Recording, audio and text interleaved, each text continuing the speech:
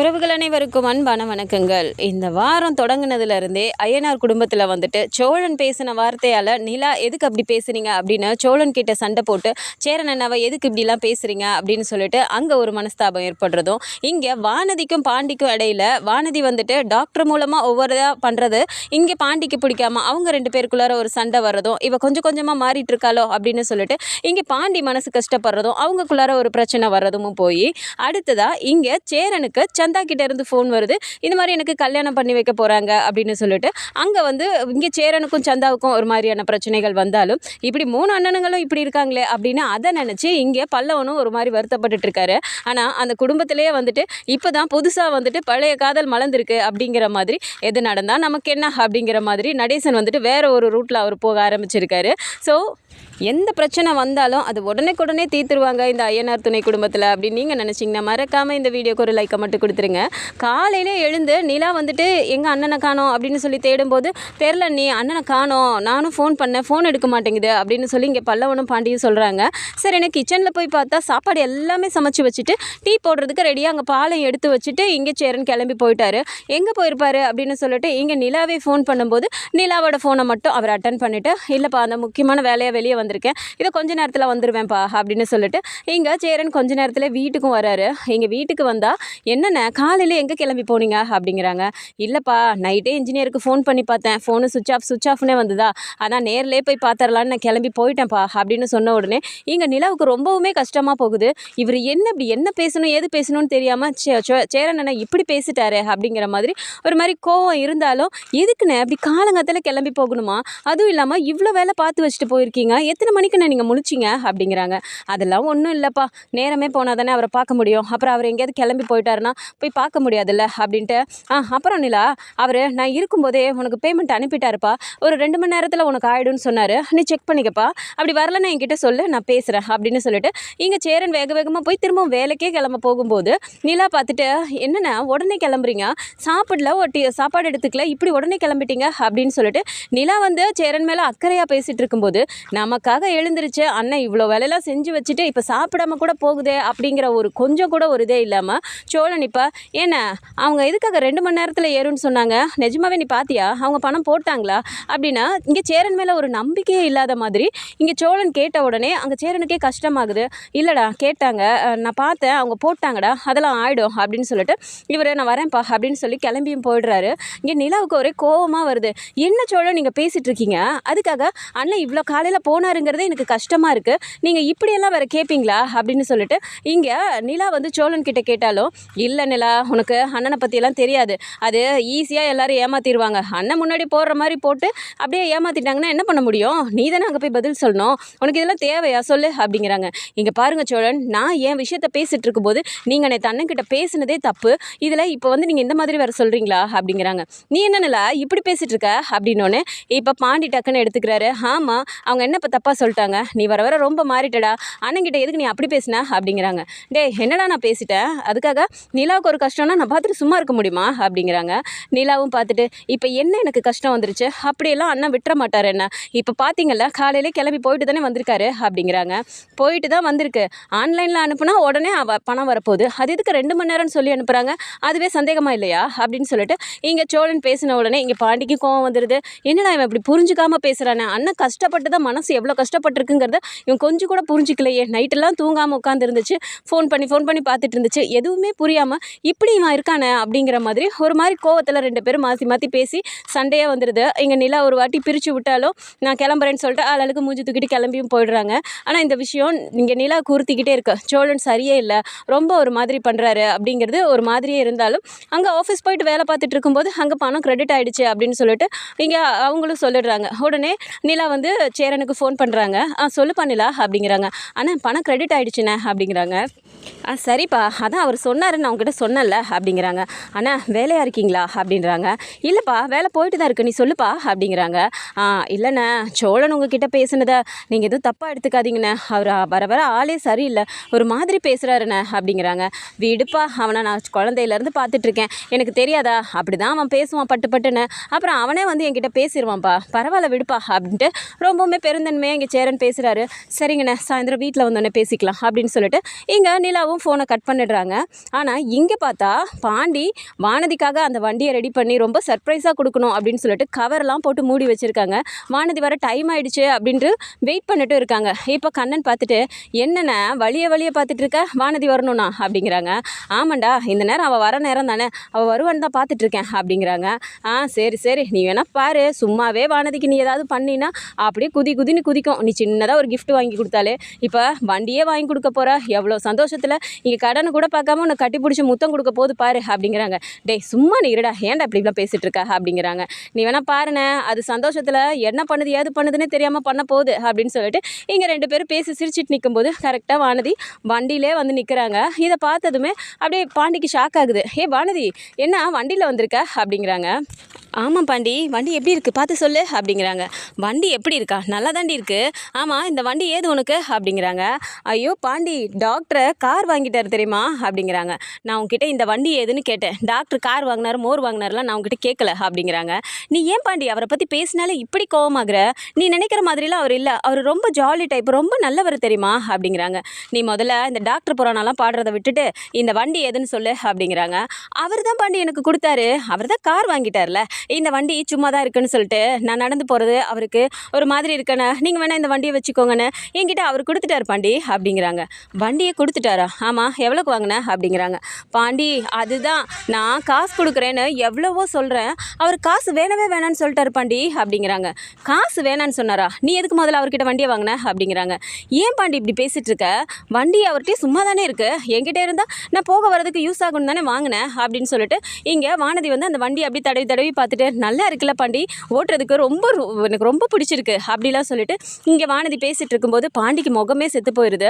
அதை இங்கே நின்றுட்டு கண்ணனும் பார்த்துட்டே இருந்துட்டு, என்ன வானதி இப்படி பண்ணிட்ட அப்படிங்கிறாங்க. என்ன கண்ணன் ப்ரோ, நான் என்ன பண்ணேன், நான் நடந்து போயிட்டு வரதை நீங்களும் தானே பார்க்குறீங்க, அதுக்காக தான் இவங்ககிட்ட எத்தனையோ வாட்டி சொன்னேன் வண்டி வாங்கணும்னு. கடைக்கு ஏதாவது வண்டி வந்தால் நான் சொல்கிறேன்னு சொன்னானே தவிர எனக்காகலாம் இவன் யோசிப்பானா? இதோ அவங்க அண்ணி ஏதாவது ஒன்று கேட்டாங்கன்னா மட்டும் மறுநாளே அதை உடனே ரெடி பண்ணி கொடுத்தாலும், ஏன் அன்னைக்கே கொடுத்தா கூட ஆச்சரியத்துக்கு இல்லை, அந்த மாதிரி பண்ணுறவான் எனக்கெல்லாம் பண்ணுவானா அப்படின்னு சொல்லிட்டு இங்கே நிலாவை பற்றி பேசி ஒரு மாதிரி இவங்க பேசும்போது கண்ணனுக்கு அப்படியே ஒரு மாதிரி கோபமாக வருது. இல்லை வானதி, நீ பாண்டியனை பற்றி புரிஞ்சுக்கவே இல்லை அப்படிங்கிறாங்க. என்னை விட பாண்டி நீங்கள் ரொம்ப புரிஞ்சுக்கிட்டீங்களா அப்படிங்கிறாங்க. ஆமாம், உனக்காக வண்டி வாங்கி வச்சுட்டு உனக்கு சர்ப்ரைஸாக கொடுக்கணுன்னு அண்ணன் இங்கே வெயிட் பண்ணிகிட்ருக்கு, நீ யாரோ டாக்டர் கொடுத்தாங்கன்னு சொல்லிட்டு அந்த வண்டியை தூக்கிட்டு வந்துட்டு அண்ணன்கிட்டே இப்படி பேசிகிட்டு இருக்க அப்படின்னு சொல்லிட்டு இங்கே சொன்ன உடனே பாண்டி அப்படி பார்க்குறாரு கண்ணனை. சும்மா இருடா அப்படிங்கிறாங்க. நீ நீ இந்த வண்டியை வாங்கி அதை எப்படிலாம் ரெடி பண்ணி அவங்களுக்கு கொடுக்கணும்னு சொல்லிட்டு வானதி கொடுக்கணும்னு என்னென்னலாம் பண்ணனு கூட இருந்து பார்த்தது நான் தானே அப்படின்னு சொல்லிட்டு இங்கே கண்ணன் ரொம்ப ஒரு மாதிரி கொதிச்சு பேசுகிறாரு. இதை பார்த்த வானதி, என்ன பாண்டி சொல்கிற, வண்டி வாங்கியிருக்கியா எனக்கு அப்படிங்கிறாங்க. அப்படியே பாண்டி கோவத்தில் நின்றுட்டுருக்காரு. உங்ககிட்ட தானே கேட்குறேன் சொல்லு அப்படிங்கிறாங்க. ஆமாம் அப்படிங்கிறாங்க. எங்கே அப்படின்னு சொல்லி பார்த்துட்டு, ஓ இதானா அப்படின்னு சொல்லிட்டு இங்கே வண்டியை வந்துட்டு அப்படியே ஓப்பன் பண்ணி பார்க்குறாங்க. வண்டியை பார்த்துட்டு அப்படி பயங்கரமாக ஒரு மாதிரி சிரிக்கிறாங்க, கேலி பண்ணி சிரிக்கிற மாதிரி சிரிக்கிறாங்க. இங்கே கண்ணனுக்கும் பாண்டிக்கும் அப்படி ஒரு மாதிரி ஆகுது. என்ன பாண்டி, இந்த வண்டியவா எனக்காக வாங்கினேன், இது பழைய மாடல் வண்டி போல இருக்கே, நல்லாவே இல்லை, இந்த வண்டியை போய் எனக்காக வாங்கி வச்சேன்னு சொல்கிற, என்ன பாண்டி அப்படின்னு சொல்லிட்டு ஒரு மாதிரி கிண்டல் பண்ணி கேலி பண்ணி சிரிச்சிட்டே இருக்கும்போது இவங்க 2 பேருக்கும் ஒரு மாதிரி ஆகுது. கண்ணை அப்படியே பார்த்துட்டு, இங்கே பாரு வானதி, அந்த வண்டி பழைய வண்டியோ இல்லை ஓல்டு மாடலோ எதுவாக வேணா இருக்கலாம், ஆனால் அண்ணன் உனக்காக உன் மேலே இருக்க அன்பால் ஒன்று வாங்கி வச்சுட்டு உட்காந்துட்டு இருக்கே, இதுதான் நீ அண்ணனை புரிஞ்சுக்கிட்ட லட்சணமா, இதில் என்னை விட யார் புரிஞ்சுக்குவான்னு பெருமையாக வர நீ பேசுகிற அப்படிங்கிறாங்க. ஐயோ கண்ணன் ப்ரோ, நீங்களே பார்த்தீங்கல்ல நான் கொண்டு வந்திருக்க வண்டி எப்படி இருக்கு, இங்கே பாண்டி வாங்கி வச்சுருக்க வண்டி எப்படி இருக்குது பார்த்தீங்கல்ல நீங்களே, இங்கே பாரு பாண்டி, இந்த வண்டி நீ எவ்வளோக்கு வாங்கின அப்படிங்கிறாங்க. எவ்வளோக்கு வாங்கினா உனக்கு என்ன, உனக்கு தான் வண்டி வந்துருச்சுல, எடுத்துகிட்டு கிளம்பு அப்படிங்கிறாங்க. என்ன பாண்டி கோவப்படுறியா, எதுக்கு இப்போ கோவப்படுற, நீ வர ஆளே சரியில்லை பாண்டி, டாக்டரை பற்றி பேசினாலே உனக்கு ரொம்ப கோவம் வருது அப்படின்னு சொல்லிட்டு, இங்கே பாரு பாண்டி, நீ எவ்வளோக்கு வாங்கினேன்லாம் எனக்கு தெரியாது, ஒருவேளை காசு கொடுத்துருந்தீங்கன்னா அந்த காசு திருப்பி வாங்கிட்டு இந்த வண்டியை அவர்கிட்டே கொடுத்துரு, நான் டாக்டர் கொடுத்த வண்டியை வச்சுக்கிறேன், அதுவே எனக்கு நல்லா இருக்குது பாண்டி, எனக்கு பிடிச்சிருக்கு, நான் அதையே வச்சுக்கிறேனே, இந்த வண்டி எனக்கு பிடிக்கல பாண்டி அப்படின்னு சொல்லிட்டு ஒரு மாதிரி பேசிட்டு, சரி மணி ஆயிடுச்சு நான் கிளம்புறேன் அப்படின்னு சொல்லிட்டு அவங்க பாட்டுக்கு அந்த வண்டி எடுத்துகிட்டு வானதி கிளம்பி போன உடனே இங்கே பாண்டிக்கு முகமே செத்து போயிடுது. கண்ணனுக்கா அவ்வளோ கோவம் வருது. ஏன்னா இந்த வானதிக்காக நீ போய் எல்லாம் பண்ணுன பார்த்தியா, உடனே சொல்லணும் அப்படிங்கிறாங்க. அப்படியே ஒரு மாதிரி பார்த்துட்டே நிற்கிறாரு. சரிடா நீ பார்த்துக்கோ நான் கிளம்புறேன் அப்படின்னு சொல்லிட்டு நேராக கிளம்பி வீட்டுக்கும் வந்துடுறாரு.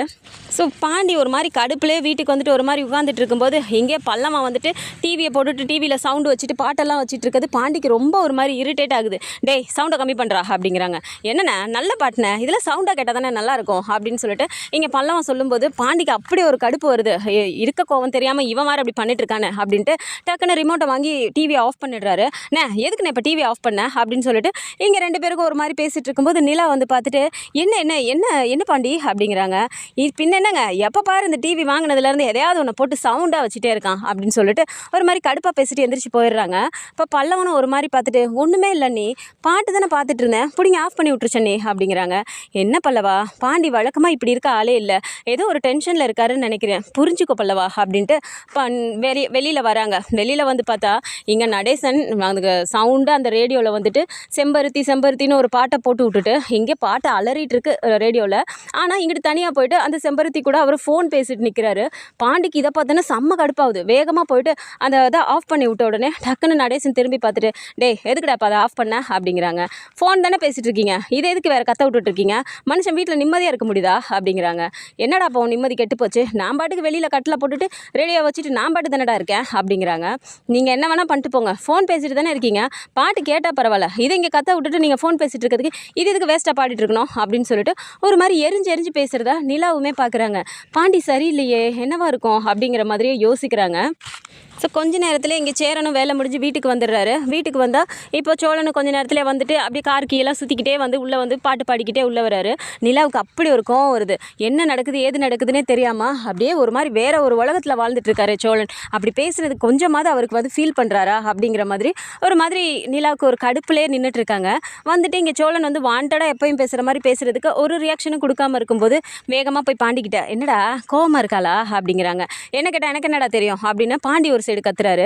என்ன இவனும் இப்படி கத்துறானே அப்படின்ட்டு ஒரு மாதிரி பார்த்துட்டு இங்கே சேரன் வந்த உடனே அண்ணே கிடச்சிருச்சுண்ணே தேங்க்ஸ் அண்ணே அப்படிங்கிறாங்க. என்னப்பா இதுக்கெல்லாம் போய் தேங்க்ஸ் சொல்லிட்டு இருக்க, அதான் ஃபோன்லேயே சொன்னியே அப்படிங்கிறாங்க.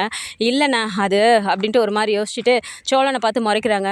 என்ன நிலா வந்ததுலேருந்து நானும் உங்ககிட்ட பேசிட்டே இருக்கேன், ஒன்றும் பேச மாட்டேங்கிற, இப்போ என்னடனா என்னை பார்த்து முறைக்கிற, அண்ணன்கிட்ட மட்டும் நல்லா பேசுகிற அப்படிங்கிறாங்க. சோழன் அண்ணன்கிட்ட சாரி சொல்லுங்க அப்படிங்கிறாங்க. சாரி சொல்லணுமா, எதுக்கு, நான் என்ன தப்பு பண்ணேன் அப்படிங்கிறாங்க. என்ன தப்பு பண்ணீங்களா, அண்ணன் ஒரு விஷயத்தை எனக்கு எடுத்து கொடுத்துருக்காரு அப்படின்னா நான் நம்புற அளவுக்கு கூட நீங்கள் எப்படி அண்ணனை நம்பாமல் போனீங்க அப்படிங்கிறாங்க. என்ன நிலா பேசிகிட்டு இருக்க, நான் என்ன அண்ணனை நம்பாமல் பேசினேன் அப்படிங்கிறாங்க. ஆமாம் இப்போ அந்த இன்ஜினியர் கொடுக்கல அப்படின்னோடனே நேற்றே அவ்வளோ பேச்சு பேசுனீங்க, அதுக்கே அண்ணன் டென்ஷனாக இருந்தார். சரி திரும்பவும் நேரில் போய் பேசிட்டு வந்தவர்கிட்ட திரும்பவும் அது கண்டிப்பாக வந்துருமா அப்படிங்கிற மாதிரி சந்தேகத்தோடு பேசுகிறீங்க, என்ன நினச்சிட்டு இருக்கீங்க நீங்கள் அப்படிங்கிறாங்க. இங்கே பாருங்களா, நான் எதுக்காக சொன்னேங்கிறத நீ புரிஞ்சுக்காம தேவையில்லாமல் நீ அண்ணனுக்கு சப்போர்ட் பண்ணி பேசிகிட்டு இருக்க அப்படிங்கிறாங்க. இப்போ யார் அண்ணனுக்கு சப்போர்ட் பண்ணி பேசுறது அப்படின்னு சொல்லிட்டு இங்கே நிலா ஒரு மாதிரி பேசி 2 பேருக்கும் சண்டை வர மாதிரி இருக்கும்போது சேரன் டக்குன்னு பார்த்துட்டு நிலா விடுப்பா, ஏன்பா இப்போ நீ அவங்ககிட்ட போய் சண்டை போட்டுட்ருக்க, நான் அதெல்லாம் ஒன்றும் பெருசாக எடுத்துக்கலப்பா அப்படிங்கிறாங்க. பெருசாக எடுத்துக்கலையா அண்ணா, என்னென்ன அவள் அதை சொல்லிட்டு இருக்கான்னு பார்த்தா நீயும் பெருசாக எடுத்துக்கலங்கிற, அப்படின்னா நான் பேசுனதுக்கு நீயும் கோச்சிட்டு தான் இருக்கியா அப்படிங்கிறாங்க. இதை பார்த்துட்டு பாண்டி டேய் இதை தானடா நான் காலையிலே உங்ககிட்ட சொன்னேன், நீ பேசின வார்த்தை எங்களுக்கே கஷ்டமாக இருந்துச்சு, அண்ணனுக்கு கஷ்டமாக இருந்திருக்காதா, நேற்று நைட்லாம் அண்ணன் தூங்கவே இல்லை, ஒரு மாதிரி ஃபோன் அவருக்கு பண்ணி பார்த்துட்டு காலையில் எப்போ விடியுன்னு பார்த்துட்டு இருந்துட்டு நம்ம எல்லாருக்கும் சமைச்சும் வச்சுட்டு அண்ணன் கிளம்பி போயிருக்கு, அதை பற்றி நீ கொஞ்சமாவது யோசிச்சியா, அப்போ கூட இது கண்டிப்பாக வந்துருமானா அவ்வளோ சந்தேகமாக கேட்குற, என்னடா நீ பேசிகிட்டு இருக்க அப்படின்னு சொல்லிட்டு இங்கே பாண்டியும் ஒரு சைடு பேசும்போது அப்போ தான் சோழனுக்கே புரியுது.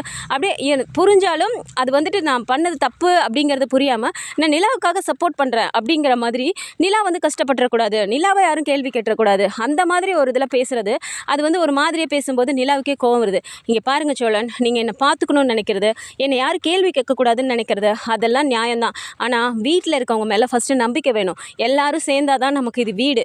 அதை விட்டுட்டு நீயே இப்படி பண்ண நீயே அப்படி பண்ணன்னு சொல்லிட்டு யாரையும் நம்பாமல் நீங்கள் இப்படி பேசிகிட்டு இருக்காதீங்க, எனக்கு இது சுத்தமாக பிடிக்கல அப்படின்னு சொல்லிட்டு நிலா விறுவிறுன்னு உள்ளே போடுறாங்க. சோழன் அப்படியே ஒரு மாதிரி போயிட்டு வெளியில் டென்ஷனில் உட்காந்துட்டு இருக்காரு. அந்த நேரம் பார்த்து நடேசன் வந்துட்டு ஃபோன் பேசிகிட்டே இருக்கவும் இங்கே பார்க்குறாரு சோழன்.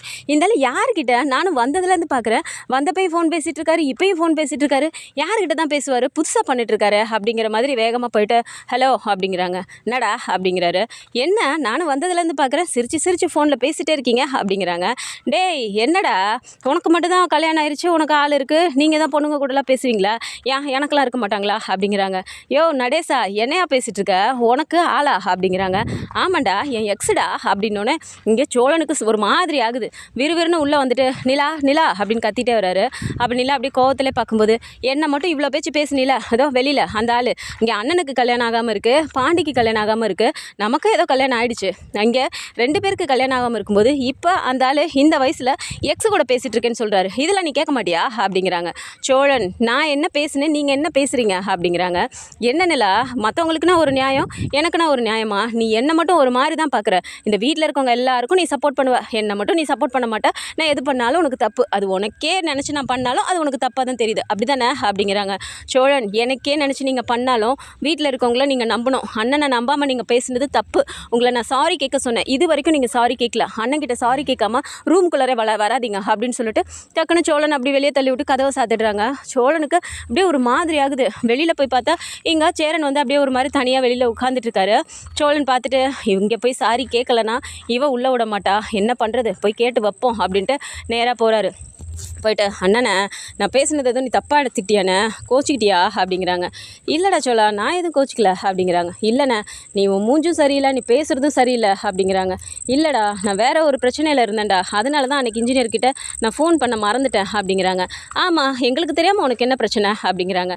இப்போ தான் சந்தா விஷயத்தை எடுத்து சொன்ன உடனே இந்த மாதிரி கல்யாணம் வந்து அடிக்கடி பேசுகிறாங்களாம் அப்படின்னு சந்தா சொன்ன விஷயத்தை இப்போ சொன்ன உடனே தான் சோழனுக்கே புரிய வருது நம்ம எவ்வளோ பெரிய தப்பு பண்ணியிருக்கோம் அப்படிங்கிறது. புரிஞ்சுக்காமல் அண்ணனை பேசிட்டோமே அப்படிங்கிற மாதிரி மனசுக்குள்ளே இருந்து நிஜமாவே வந்து அவர் மன்னிப்பு கேட்குறாரு.